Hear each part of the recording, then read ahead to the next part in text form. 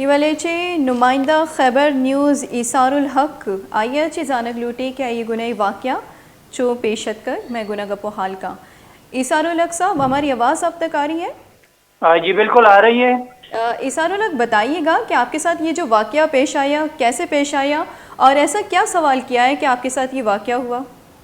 जी असल में इस तरह है कि ज़िला हंगूक में पीटीआई दो दड़ों में तकसीम हो गई है। एक एमएनए नदीम ख्याल की पार्टी है और एक एमपीए शाह फैसल की। तो जब हम कवरेज के लिए गए तो एमएनए के साथ गाड़ियां ज्यादा थी और कारकुनान कम थे। जब हमने उनसे सवाल किया कि एमएनए साहब क्या वजह है कि आप लोग दो दड़ों में तकसीम है और एमपीए अलग जगह से काफिला निकाल रहा है और अब दूसरी जगह, और हालांकि कारकुनान की दिलचस्पी जो है ना वो इंतहाई कम दिखाई दे रही है। कारकुनान इंतहाई कम है, गाड़ियां ज्यादा है लेकिन कारकुनान कम है। तो इस पर उसका जो वो चेला है वो सेक्रेटरी है पीटीआई का, विलेज चेयरमैन भी है मोहम्मद आरिफ, तो वो तेज में आ गया और उसने हम पे अटैक किया, हमारा मोबाइल तोड़ दिया और हमने लातों गोंसों से हमला किया, तशद्दुद किया। उसके बाद हमने हौसला रखा और जब वो गए तो उसके बाद हम अस्पताल गए, इलाज मुआवजा किया और थाना सिटी में उसके खिलाफ दरख्वास्त दी। इंशाल्लाह इसके खिलाफ एफआईआर कराएंगे। अच्छा, आपके साथ ये जो तशद्दुद हुआ है आप बताइएगा कि आपने क्या इस हवाले से कोई कानूनी कार्रवाई करने का सोचा है? जी बिल्कुल, हमने मेडिकल रिपोर्ट के लिए अस्पताल में मुकम्मल वो प्रोसेस मुकम्मल किया है और थाना सिटी में भी हमने बाकायदा तौर पर दरख्वास्त दी है पुलिस को।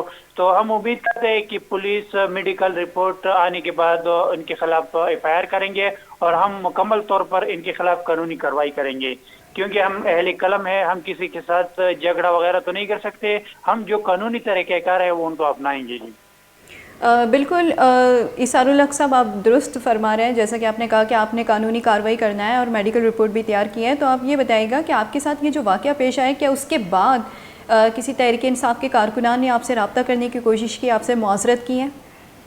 पहले तो बात यह है कि उन्होंने बिल्कुल बदमाशी की, क्योंकि एमएनए नदीम ख्याल खुद मौजूद था। फिर बाद में एक दो लोगों ने हमसे रब्ते की कोशिश की, वो उनका मतलब था कि आप एफआईआर ना करें, लेकिन वो बाद में फिर उन्होंने सोशल मीडिया पे हमारे खिलाफ एक वीडियो डाली कि ये ब्लैकमेलर थे, हमें ब्लैकमेल कर रहे थे, इसलिए हमने ऐसा किया है। तो एक तरफ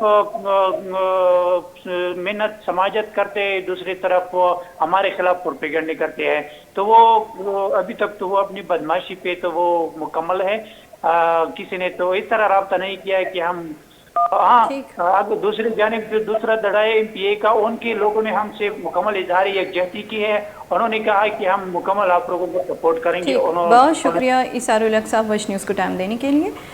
खबर न्यूज़ से जहांगीर ईसारुल हक मैं गुना गपो हाल कन गया कि आया EST तशद्दुद कनक भी तक तहरीक इंसाफ नेमगा ये सरा और ये मोबाइल हम प्रोशक भी तक चुकी ये गोश्त अस्ते ये वालिया चिमा कानूनी कार्रवाई करना माशे बाकायदा अस्ते शान खिलाफ एफआईआर दर्ज करना आइए सिर्फ इस हवाले सरा ये सरा तशद्दुद कनक भी तक आई मोबाइल प्रोशक भी तक तहरीक इंसाफ बास्क आइए इसते जुस्त सरा ये जुस्त हमें बुता के तहरीक इंसाफ के दो बहरानी तहत तकसीम में सरा ये अस्ते सवाल को तक तहरीक इंसाफ बास्का नहीं गुना, तो तहरीक इंसाफ बास का ये इस हवाले सरा ब्रांस गिफ्तगा और आइए सरा तशद्दुदम कुतगे आइए जतगो चुपतगे हम और आइए मोबाइल हम प्रोशतगे।